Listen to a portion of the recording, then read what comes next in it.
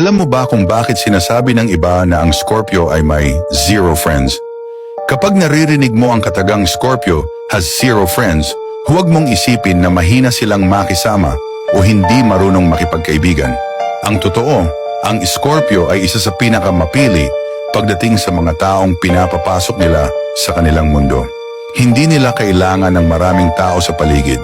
Para sa kanila, mas mabuti pang mag-isa kaysa makisama sa mga plastic, traitor o walang kwentang kaibigan. Dahil ang Scorpio, isang beses mo lang silang pagtaksilan, hindi ka na makakabalik sa tiwala nila.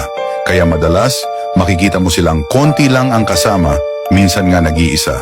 Pero huwag kang malinlang, hindi ito kahinaan, kundi kalakasan. Dahil ang Scorpio ay may kakayahang tumayo mag-isa at hindi kailangang umasa sa iba para maramdaman ang halaga nila.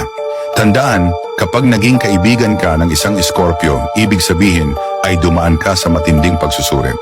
Ibig sabihin, napatunayan mong totoo ka at kaya nilang ibigay ang buong tiwala at loyalty nila sa'yo. Sa huli, hindi kawalan ng Scorpio ang mawalan ng kaibigan, kundi kawalan ng ibang tao na hindi nila pinili. Dahil para sa Scorpio, zero fake friends is better than 100 plastic ones.